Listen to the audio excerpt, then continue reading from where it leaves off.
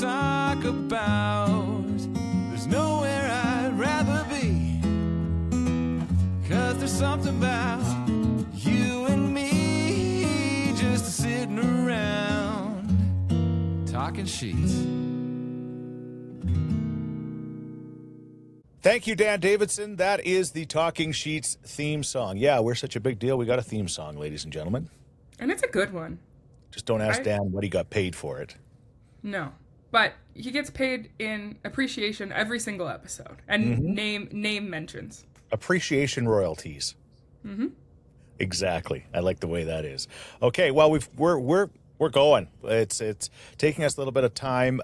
We are in separate locations. I'm down in the basement, the Talking Scheetz podcast basement, and Bailey, you are at your house because I have Bieber fever, and I don't want to spread it. I don't want to spread it around. Bieber fever? Bieber fever, Justin Bieber. He's having his, like, I want to say he's like having his comeback, but like he's come back 10 times. He's hotter and bigger than ever, and I got the Bieber fever. It might also be snow mold. Hard to say. It could also be a virus. We don't know what I have, but one thing about me is I'm going to have anxiety around being sick and not want to spread it. To be honest with you, I don't really care about spreading it to you. Yeah. Because I know you can take it, but I don't want to spread it to our dear mother. So we're virtual. We're doing our best here. I'm in my bedroom. It's nice to have light. It's also nice to have circulated air. When we usually do the podcast, I'm used to being sweaty, but I'm in good temperature conditions. So you know what? Being apart it's not the worst thing in the world. I like your, I don't normally agree with her, but your sister-in-law, my daughter-in-law, Leslie, when the group chat was going off about you not coming today because you're not feeling well, I like the way she said, you can't get sick from family. So there you go. She says I'm not, as if I would be around a newborn. I can't give a newborn Bieber fever. That's setting her up for a lifetime of stress. I can't be doing that. All right. Well, anyway, we're going to do this, and it still works technically. Thank you, modern science, for making this happen. Most podcasts are 100% virtual. A lot of them are. Right. So it's not a huge deal. I like the fact that you have to come here, and then you have to bring my granddaughter. So I know. Everyone's so sad that I'm not feeling well, but it's not about me. I think that she actually got me sick. One thing about Leona is she's going to get the least amount of sickness you could possibly get. She'll have like a runny nose for 20 minutes, and then she's going to get everyone around her sick for days. I don't know what kind of immune system I built in that kid, but she took all my immunity from me. I get sick every single time. She just gets over it in a day, which I'm so thankful for. But yeah, exactly. It's gotta be somebody. She had the Bieber fever first. Yeah, it's got to be somebody in the family. Let it be you. Yeah, I guess so. That's what I'm trying to say. Okay, don't forget to like, subscribe, comment on the platform of your choice as you enjoy Talking Scheetz. It helps us grow and helps us continue this award-winning podcast as we get into this. You always say award-winning, and I want to know what awards we've won. Don't research it. Just say it. Okay. I'm sure there's an award somewhere that we could have won at some point. Best father-daughter duo podcast with last names ending in Z. Best father-daughter duo podcast recorded in a furnace room. Exactly. All right, let's go. It's time for Bullsheets. That's how we kick the show off. Brought to you by Cook County Saloon and Steakhouse. As we think about Cook County Saloon at this moment, this week is going to be I don't know what I call it, a barn burner. That would be kind of a term from the farm that we would have used. Friday night, it's for the love of 90s country. You're pumped about this. There's a ton of people pumped about this. Tickets are selling so quickly. I warned people on social media that if you think you're just going to show up that night and pay your $25 to come in and watch all of these great country artists play their favorite songs from the 90s, you might be disappointed. Cook County is expanded. It's a giant. It's even bigger as far as a venue goes, but you might not be able to get in. So go to cookcountysaloon.com. Your $25 ticket, thanks to our great friends at Cook County Saloon, is going directly to Alberta Dreams to help seriously and chronically ill children across this province have their dreams come true. So, Bailey, you're pumped about it. You can't wait. You've got your outfit. You're going to be doing a little bit of stage work. I wanted you to sing. Yeah, I didn't know if we were going to talk about that. I just get a random text that's like, "Do you want to sing at the event?" I'm like, "No." I love 90s country. I love singing 90s country in my shower. I don't love singing 90s country for a sold out, fingers crossed, crowd at Cook County Saloon. Also, if it was just me and I was the main event and I wasn't going up against so many actual incredible performers, it might be something that a bucket list item. I'm not going to do it. I'm not going to do it amongst the lineup that we have here because they're going to be incredible, and then I'm going to be I would say that I'm a good karaoke singer. Like, not even a great one. An okay karaoke singer. The lineup that we have are great singers, period. So See, the problem is I'm your father and I might have rose-colored glasses, and I'm just convinced you can sing as good as anybody on the planet. So meanwhile, you're the hardest critic when I'm just playing guitar and singing by the fire. You're like, you're off key, actually. So well, there is moments where you go off key. But that's why I can't sing on a stage. You won't. No, you won't. No, not at Cook County. Not on Friday night. You will. Whatever. The bottom line, you got your wardrobe ready. If you want to come wearing, your brother is the same. He's like, I have to come to the event. I said, you do? Yeah, I've got the perfect wardrobe for it. We don't have a lot in common, Carter and I, but like when it comes to country outfits and like putting together something wild for a 90s country, we love 90s country. Like, you really raced us right on the 90s country like vibe. I think the best decade of country music in my view. So I think that's why we are the way we are, is like this event is sort of for us. It's for Alberta Dreams, number 1, Cook County Saloon, our favorite place, number 2. Number 3, it's for your kids. Because we love 90s country and we love 90s country outfits. Yeah. Yeah, no, it's going to be incredible. So get your tickets now, cookcountysaloon.com. I don't want you to be disappointed because Friday night, it is going to be unbelievable. When you see all of the stuff on social media, you'll be like, why wasn't I there? And $25, that's a beer at the Morgan Wallen show, right? There's like, very little that you can get these days for $25. So it's a good value. 3 liters of fuel. Oh, I was literally like, he's not gonna say it, but then of course you did. Gas prices, check. We've mentioned it. We can move on. What is the bullshit? My bullshits, if you can hear it in my sinuses, is when spring comes, though it's come slower this year, and everything melts, you get so excited. It's spring. You're like, oh, let's go. But as I look out onto our backyard right now, it's brown and almost blue. It's disgusting, and it's the snow mold. I hate the snow mold because it makes me so sick. And I didn't used to have again, we don't know right now if I have an actual cold or if it's just terrible allergies that are going on. When I was younger, it didn't used to affect me, but the last few years, about this time, middle of April every year, I just get absolutely dummied. I can't go outside. And you want to go outside because it's getting warmer and you want to go jump in the puddles and do everything. I went outside for my first outdoor run walk of the season, and I've been in bed for 4 days. The snow mold really, it gets me. And I understand that seasonal allergies exist, that's fine, but it's a time when you just want to go outside and you can't. So that's my bullshits. I know it's not unique to me. Is it worse because there's more snow now, or is it like, because I feel like it's ridiculous? Like, this is the longest winter/spring. It's hanging on like it's just ugly.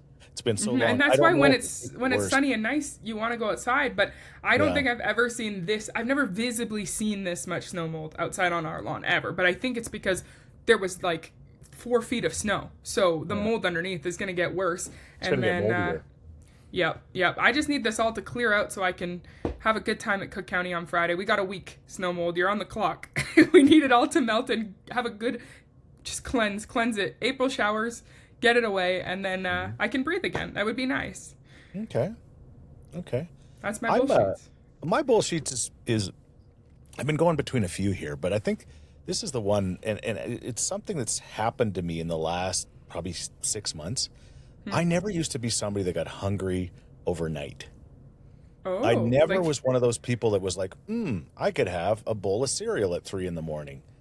But I've developed this issue where I'm craving things in the middle of the night. And it's the only time in my life that I ever craved or needed to eat meals in the middle of the night was in 2024 when I was very pregnant. Are you sure you're not pregnant? I feel pregnant. I don't know what it is. It's the weirdest thing. And What do you crave? Yeah, like your mom 2 days ago, she woke up and she said, "What happened over here on the couch overnight?"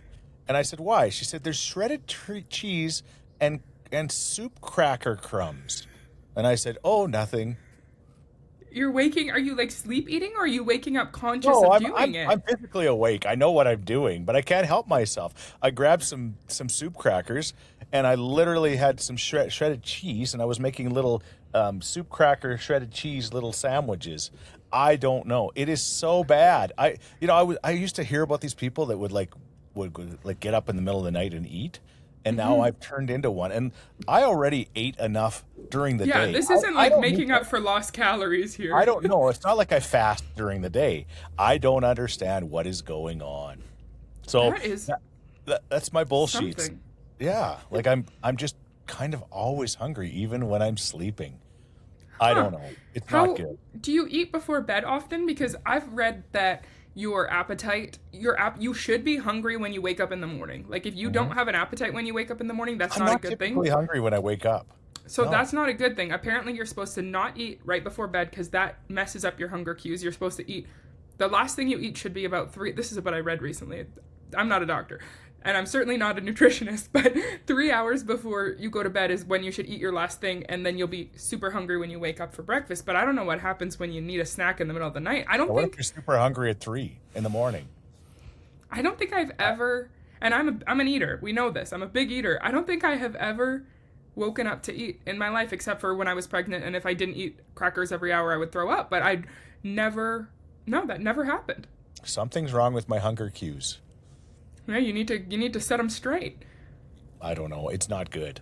It's not good. But I'm like, I was never hungry at night. Never. And it's interesting that you're going for just crackers with shredded cheese. Well, no, I'm going for whatever. Whatever's there, the easiest thing. Maybe we need to meal prep you some healthy satiating options. Karen's in bed and she's like, he's opening the fridge. What is he doing? One thing I will say about your diet, though, is that you do not eat enough protein. No. So I bet you if you hit your protein macros throughout the day, you would feel better when you go to bed. I don't know what to tell you. Is it are you getting senile? What is going on? Well, that could be. I might need a protein shake at about 3 a.m. to shake it up a bit, Or are those protein bars? I don't know. Yeah, you might need something. It's bullshit because it's just really annoying. Do you fall asleep quickly after? Because I imagine after you eat something, then your body's kind of like, oh, I'm up.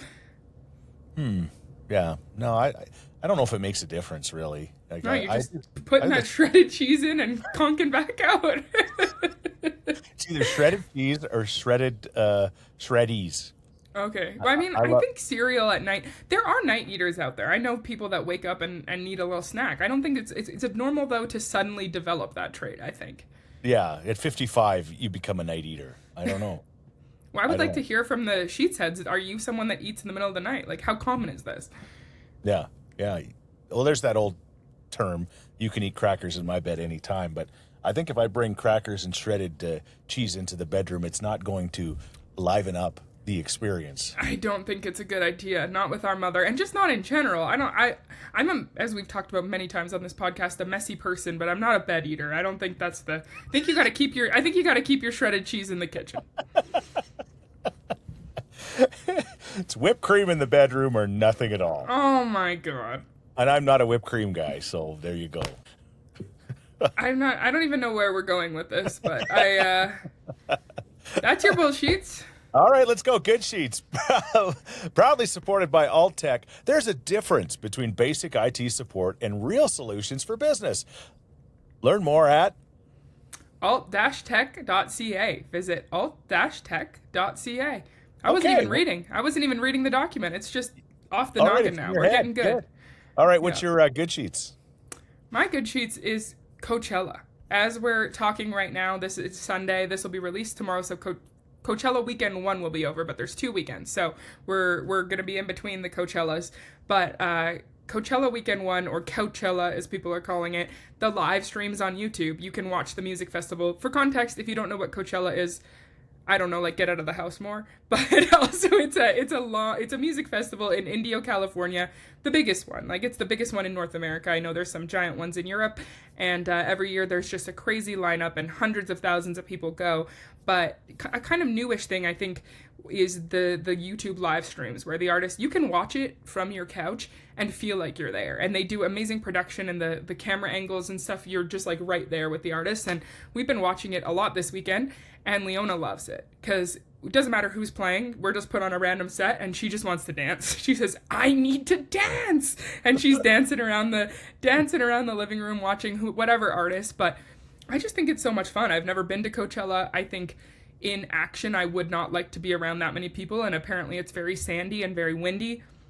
But I like to watch people's outfits on TikTok, and then I like to watch the sets on YouTube. Sabrina Carpenter headlined the Friday night, and her set was just amazing. She had so much production. She did this thing where every kind of couple songs she sang was a new outfit change, a new set, and she did old Hollywood style from the 50s to the 2000s, and it was just so cool, such high production value. But last night, as we talked about earlier in the podcast with my Bieber fever, was Justin Bieber's night.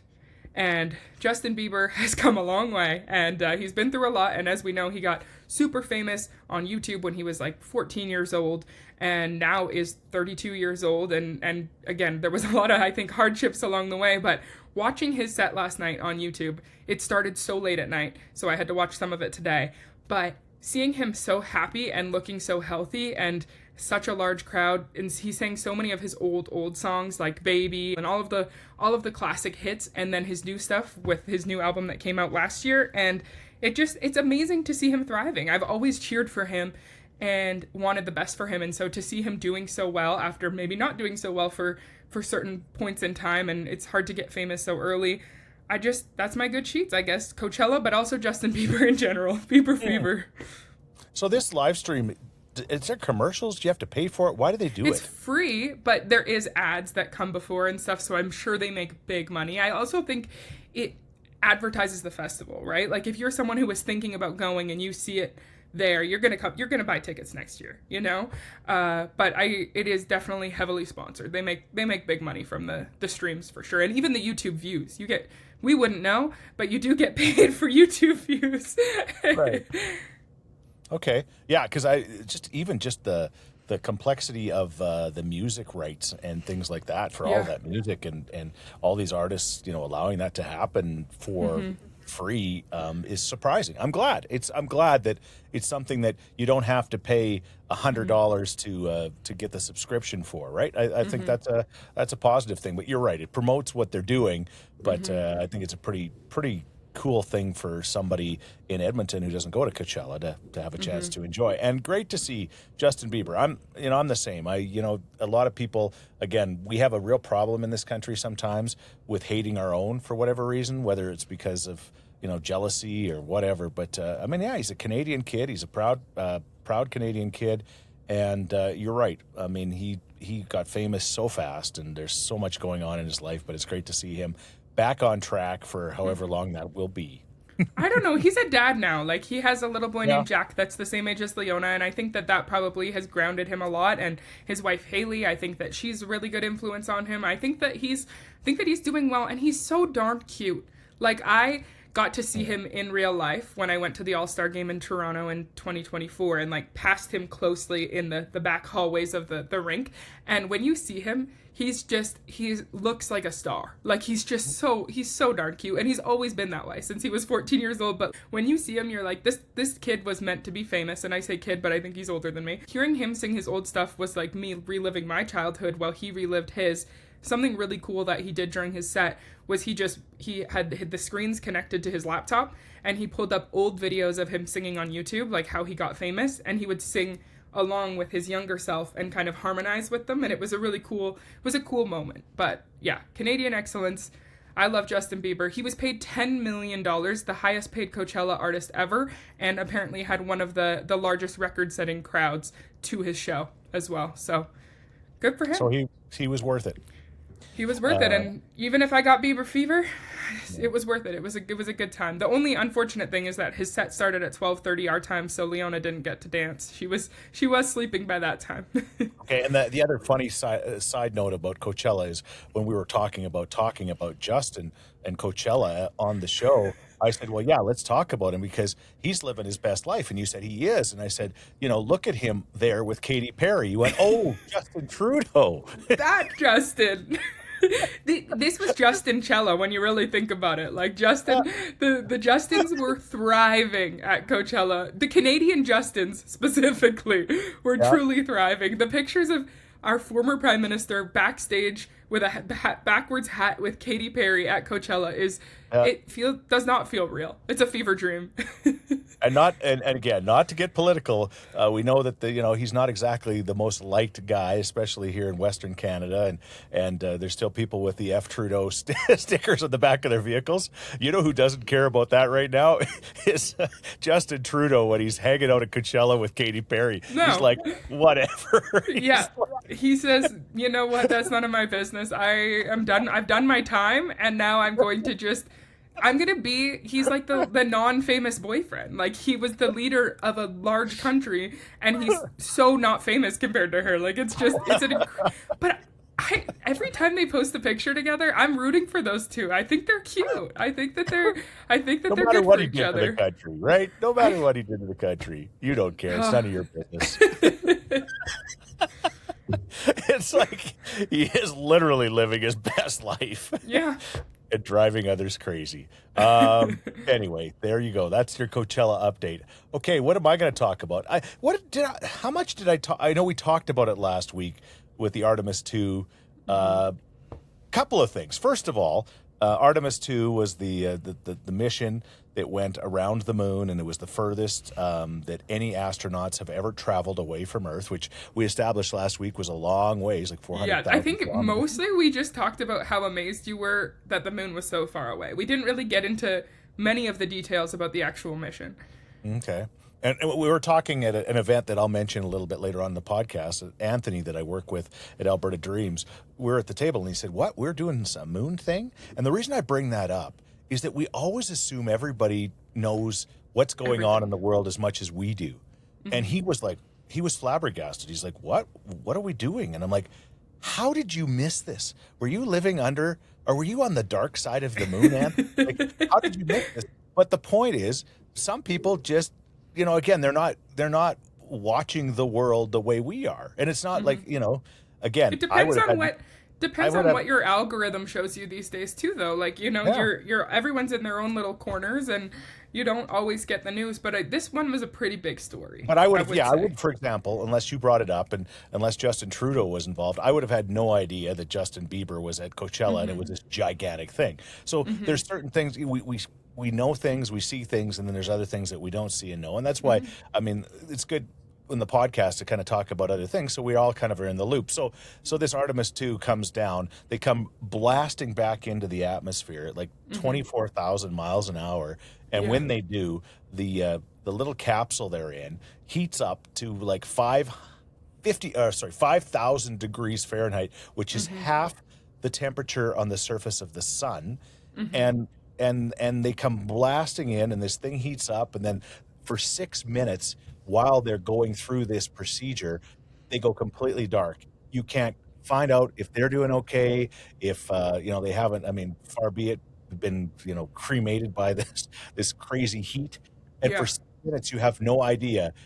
And it's the longest 6 minutes when you're watching it live on your television. Heart is just racing. I have never, and everybody has become so endeared to that crew because of the ability on social media and the way that technology has improved their ability to communicate while in space, right? Like we had so many heartfelt moments, and everybody was so attached to this crew. And I think also with everything going on in the world, seeing something that everyone can kind of get behind, and seeing these astronauts doing something amazing really, I think, brought a lot of people together. And so it was so stressful when we didn't know if they were okay or not. And you know what? And that was going to be my good sheets about this, is that, when you see these 4 astronauts come, and one of them's Canadian, One of them's female, one of them's black, which are things Yeah. that hadn't happened before. The first woman, the first black astronaut, and the first Canadian ever on a lunar mission. So Right. So, it's amazing. yeah, at the end of the day, I think no matter what, because everything you talk about now, whether it's Coachella and Justin Bieber or Justin Trudeau, there's two sides to it. Oh, well, Yeah.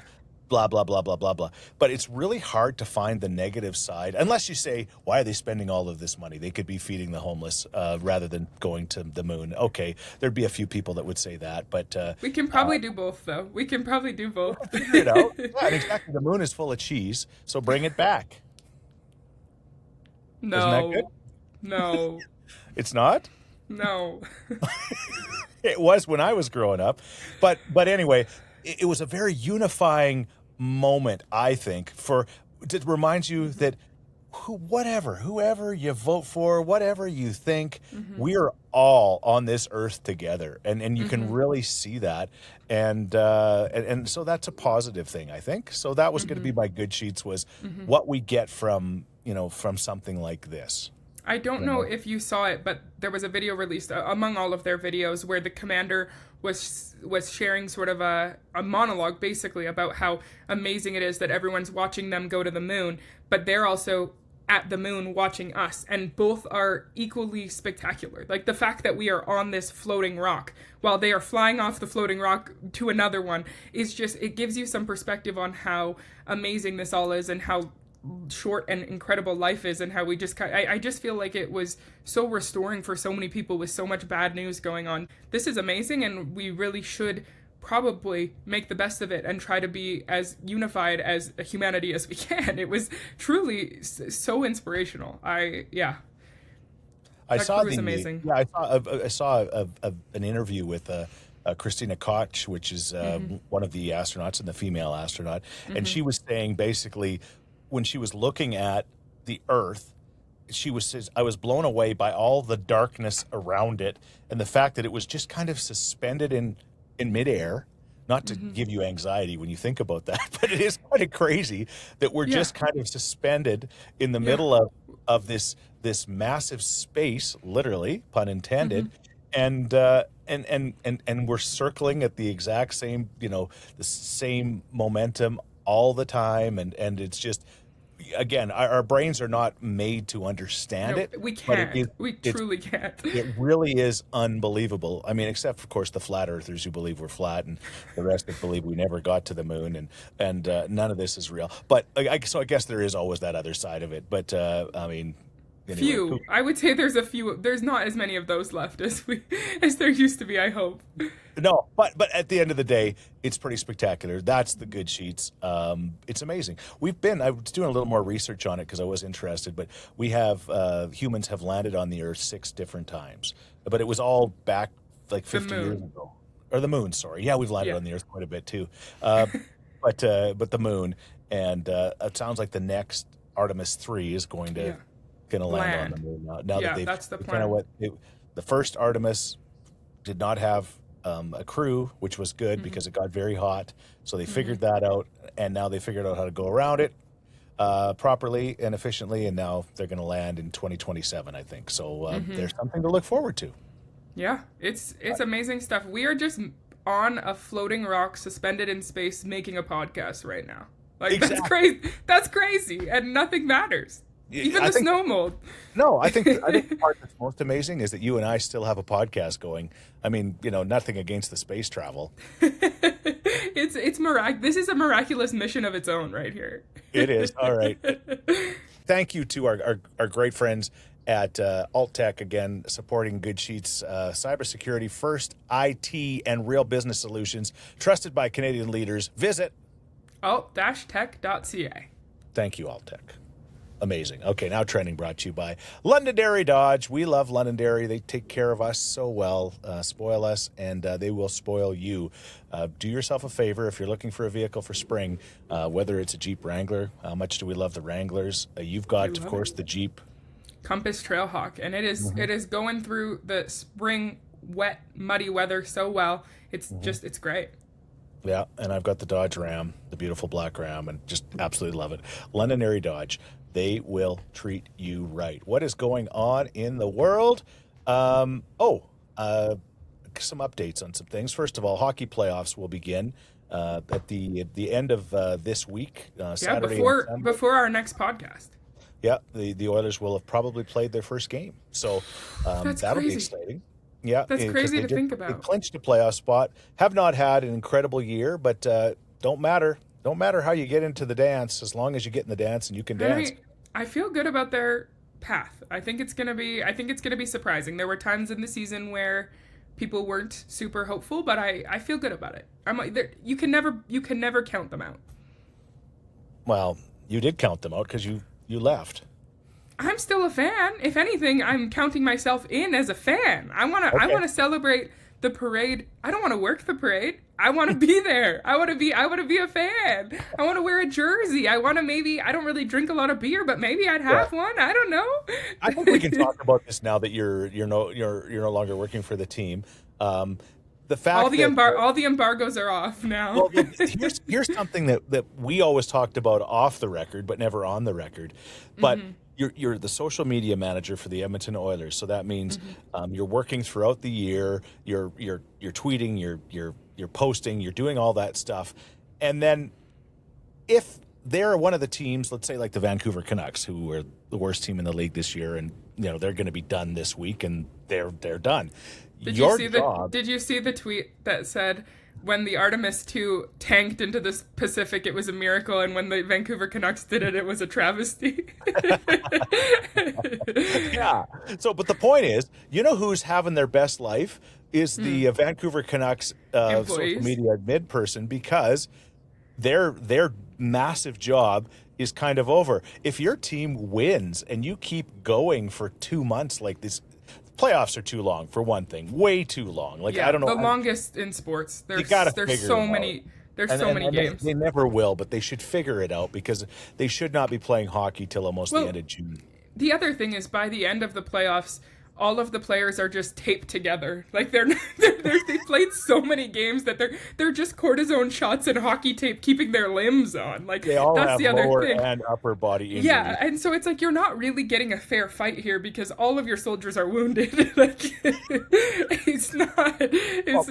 But in your role, your former role, and again, if you're just tuning in and you didn't hear last week, but Baillie has moved on to another job, which she is not willing to talk about yet, because she wants to just kind of tiptoe into it first. Yeah, well, I don't want to put this all on blast, and just I want to wait and make sure things are good. And I'm nervous that people don't like me. I want to make sure they like me, and I want to make sure I like the job and everything is good, and it's going well so far. But you're going to like the job, you're going to love the job, they're going to love you. So, but anyway, whatever, it's your decision to make.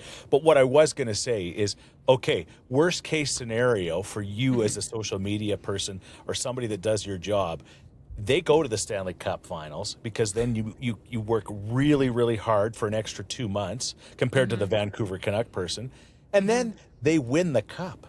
Yeah, then, I mean, it's best case scenario, because you get to work for the Stanley Cup winning team. But the irony of it is, it's worst case scenario, because it's a giant job that just got more gianter. Yeah, they hoist that cup, and you are sitting in some hallway somewhere on the ground with your laptop on you, just posting, and then the posts don't stop. There's the parade, and then there's the cup cycle, and again, it was my dream. It was my dream to explain cup cycle. Well, that's like when the cup goes to everybody's different hometowns and things, and so there's so much content and a lot of travel involved. And again, it was my dream to be able to work for the team when that happened. It's like, it still would be the most amazing thing. It would be awesome, but it is funny to think about, because you've talked to like the Colorado Avalanche people that did this. They said they almost died when they won the Stanley Cup. The Panther people too. I mean, like, we don't love the Florida Panthers here, but we love the people that work for the team. The digital team there is incredible. They 2 years in a row had no summer at all, no break at all. Right? Because you're just going in. Like, the players are fatigued, the staff are fatigued. It's craziness.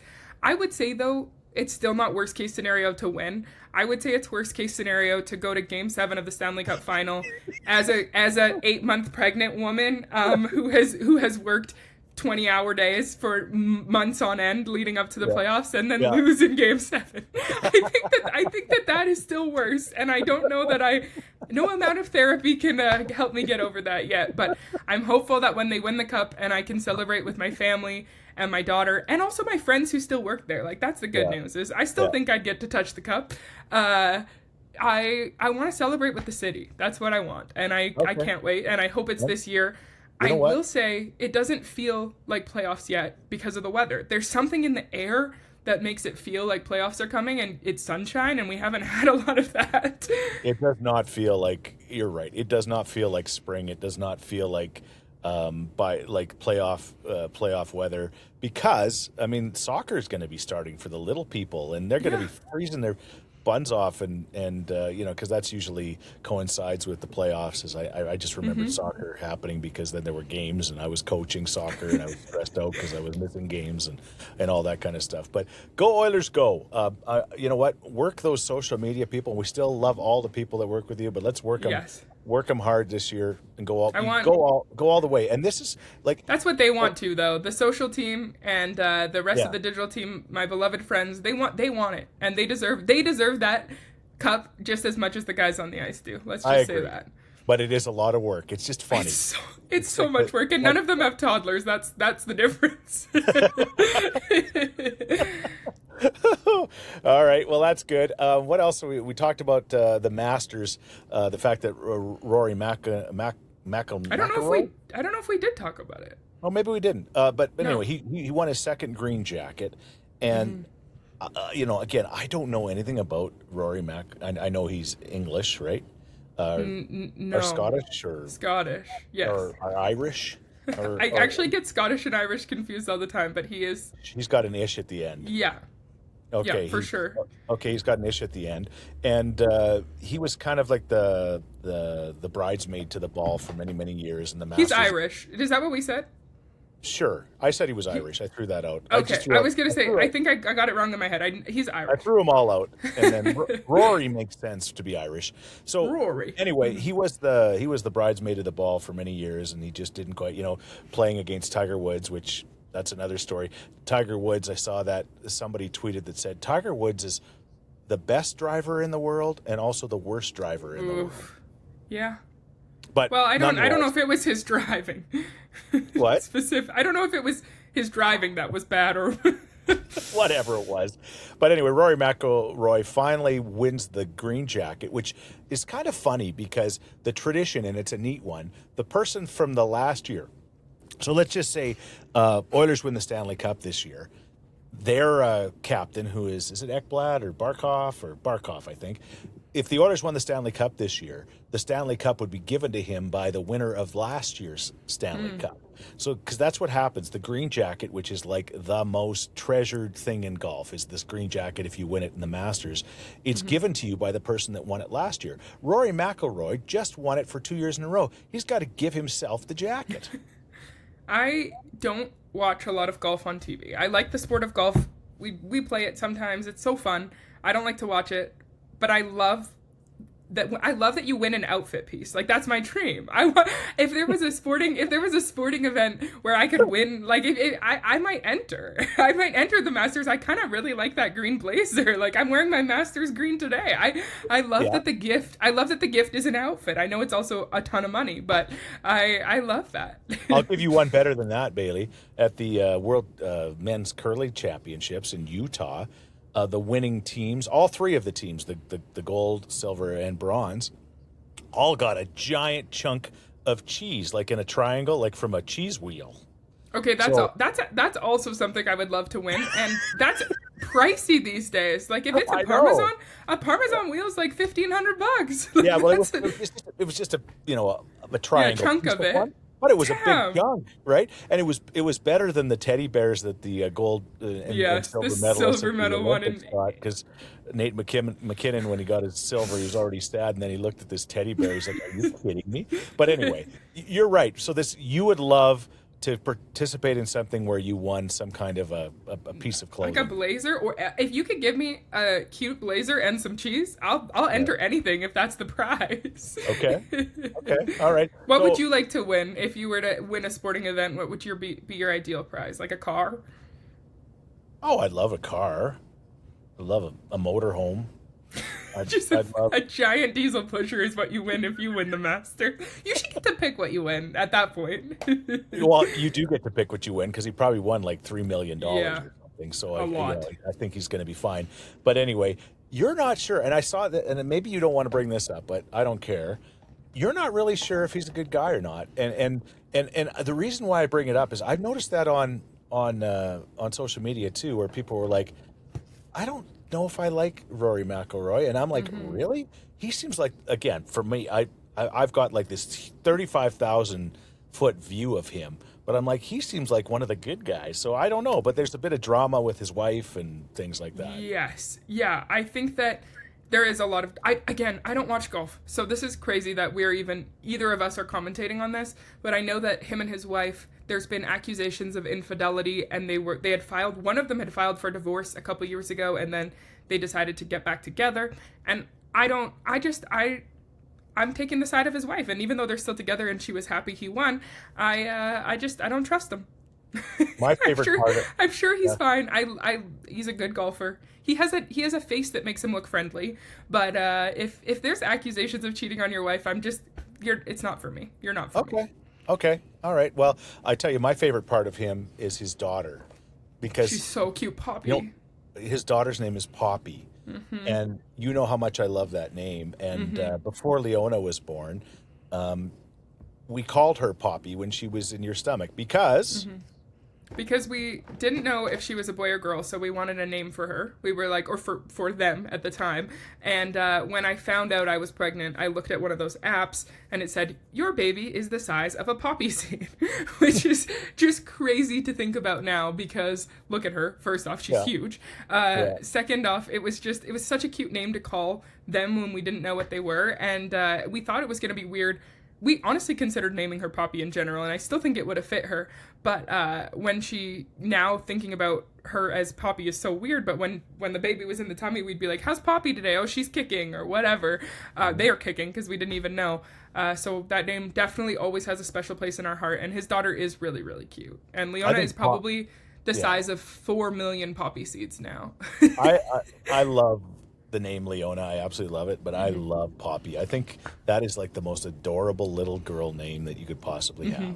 So it's pretty popular now too, though, is the thing. Yeah, it's a bit. I think that was one of the reasons we didn't opt for it. Was like higher on the list. You don't want to be Poppy P, Poppy SP. You don't want to be, Although that's pretty cute too. I don't know. Say what you want about her. She's a lion. Today she was. Before I put her down for a nap, she was like, roar, just out of nowhere. Maybe she was saying Rory for Rory McIlroy. I don't know.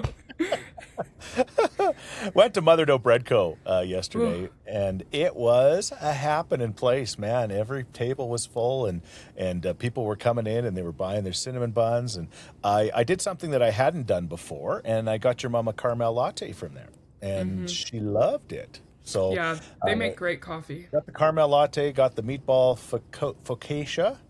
Focaccia? One day you'll get it. Focaccia sandwich. Mom got the smokehouse, ranch house, smokehouse. What's it called? Farmhouse Club. Thank Farmhouse you. Club. We talked about the Farmhouse Club last week. I wanted to say, when you're talking about your midnight hungries or your middle of the night hungries, why don't you just stock your fridge with Mother Dough? Because there's no way, or have one before bed, because there's no way you can eat one of those sandwiches and then be hungry within the next 12 hours. Like, they are That's a really good point, Bailey. They are so hearty. Like, they are 2 meals in one.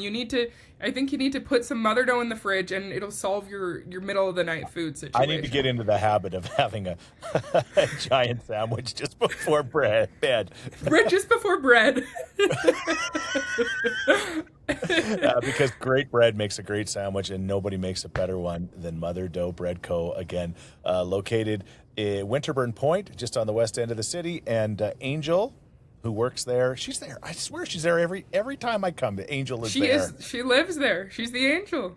And she is, yeah, she's just the best. And they all are there. They do just such a great job. So check out Mother Dough Bread Co. And when you go in, tell them Talking Scheetz sent you, okay? Because they'd love to hear that as well. And say, are you Angel? Chris from Talking Scheetz says hi. And I'm sure she would love to. And he says he's hungry in the middle of the night. You got to figure it out. You've got the growlies. All right. Maybe your body's just accustomed to giant sandwiches, and if you don't eat a bunch of giant sandwiches a day, you got problems. It's possible that Mother Dough has stretched your stomach, and that's why this is happening. Because those sandwiches are huge, and they're so good. I think that's the problem. A good problem to have. Can't complain. Community Scheetz brought to you by Crystal Glass. At Crystal Glass, they've been servicing drivers, homeowners, and businesses across Western Canada for over 70 years.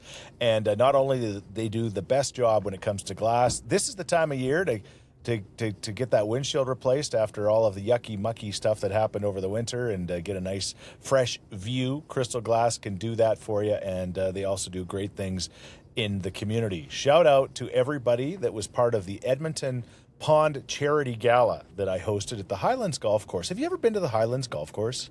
I have. I've played it. It's beautiful. Yeah. I think I have. I think Renato and I have played golf there. We have. Yeah, I've never played golf there, but I'm just talking about the clubhouse where this gala was, and it was great.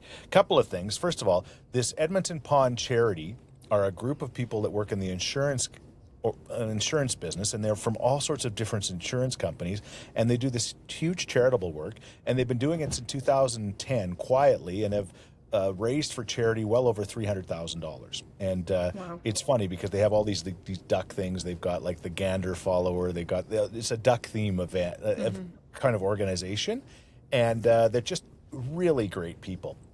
So they chose to do an event for Alberta Dreams, the charity that I work for. And so I went and hosted it. Funny thing, how did I get to host that event? I was supposed to be on a Teams meeting with a group of people from the organization and people from ours. And me being me, I don't know if it was technical issues or me just having to go to the bathroom, but I showed up like 5 minutes late for this meeting. And as I tuned in, they said, yeah, so Chris will MC, no problem. So that's what happens when you're late. Never show up late because you will get voluntold things. But I was glad to be there. It was great. A couple of things. First of all, at these galas, a plated dinner, and typically these plated dinners at these galas, again talking about my stretched stomach, don't usually feed me enough. Oh, you're like, you need to swing by Mother Dough on the way home, kind of thing. Exactly. But there was a giant thing of mashed potatoes, a giant kind of like Yorkshire pudding kind of that, you know what I'm talking about? Yeah. Oh, and yeah. a giant piece of prime rib on top of it with gravy. It was like, I've never had a more filling meal at a gala in my life. Did you eat crackers in the middle of the night afterwards? I didn't eat last night, no. Okay, so there you go. We found the That's the status. That's the new indicator of if a meal is good enough for you, is if you're eating soup crackers in the middle of the night. Okay, so that happens. And then just before I leave, this lovely woman comes up to me wearing a beautiful sequin gown. Everybody was dressed to the nines there. And she said, Chris, I got to tell you a story. And I said, okay. She says, my name's Emily. I said, hi, Emily. She said, when I was in grade 6, you were doing a fundraiser, and she thinks it was one of the rooftop campaigns. She says, I believe it was you were living on the roof of the fire hall for muscular dystrophy. And she says, I believe that's what it was. But we were talking about events and charity things in my grade 6 class. I want to say Crestwood School. And she said, I decided what you did was so cool. I wrote you a personal letter in crayon and sent it to the radio station. And she said, my mom tried to temper my expectations because I was so excited and so sure you were going to show up. And my mom said, you know what, he's going to be very busy. And, Emily, don't get your heart set on this. And she said, but would you believe it? But you actually came to my school and talk to us about your event. Oh. And I looked at this woman, and I keep saying woman because she was a grown adult now. She was in grade 6 at the when time. This happened, and she said, "So it's like the coolest thing that you did that." And I'm like, "Well, thankfully I did, because otherwise she could have come up to me and said, I wrote you a letter and you never showed up." You jerk. Yeah. But it was really neat, and now she like runs some big insurance company. Wow. Did you ask her for money for Alberta Dreams? Oh, I asked them all for money for Alberta. But it was just kind of a neat thing, and it was just, you never know. The point is, you never know when you do that kind of stuff. And I told her my long-winded story about Garth Brooks, and how when I met Garth Brooks the first time, he spent an extra 15 minutes with me and taught me that day that, even if you're Garth Brooks, you're not too busy to help people out or to give people some extra time. And I kind of lived, tried to live as much of that in my radio career and my career now. So you can't do everything, and you get overwhelmed sometimes, but it was just kind of a reminder that, yeah, you know what? you got this letter in crayon from a little girl in grade 6, and then, how many years later, she said it was 2006. So 20 years later, she's telling you. She's the same age as me then. Yeah. Yeah, that's amazing. Yeah, so it's kind of just a neat little story that I wanted to add to our show today. So shout out to Emily. Yeah, she was just, you could tell she was just a really, really, even when she was in grade 6 with her crayon, she still was just a kind of a neat person. So that's it. Thank you to Crystal Glass for providing that community moment. Don't forget, we will see you Friday night, if you're listening to this, April 17th at Cook County Saloon for the Love of 90s Country. We've got huge stars coming. Tim Hicks. We've got the Johnner Brothers from Saskatchewan, Bobby Wills, Aaron Pritchett, Clayton Bellamy. We've just so many different artists that are going to be performing. Special guests that will be performing as well. I'm not one of them, for the record. Julia Voss. No, and Bailey's not one of them, which is unfortunate, because I think I have Bieber fever. I can't sing. You could have come in there and sang a Dixie Chick song and would have nailed it, and everybody would have loved you. The Chicks. Oh, sorry. For the record, formerly known as. I think I would maybe sing "Cowboy Take Me Away" if push came to shove. Like if that would be my song of choice. Okay, give us one line of it. I have Bieber fever. I can't. This snow mold is preventing me from my full vocal range here. This whole podcast, I've been like trying not to it's not. I can't sing right now. What would be your song you would sing? Oh, I think you've already said. Yeah. What? I think you said Garth, right? The dance. It's not really. It's not really a great. It's not a crowd pleaser. Party Cook County song. No. Yeah. It's your favorite. Yeah. I miss the dance. Thank you to Altec, Crystal Glass, Londonderry Dodge, Cook County Saloon, and Steakhouse and Mother Dough Bread Co. for bringing you the show. Get healthy, Bailey, because next week I want to do this together in the same room. You just want to see my daughter. Even when we got nothing to talk about, there's nowhere I'd rather be. 'Cause there's something about you and me, just sitting around talking sheets.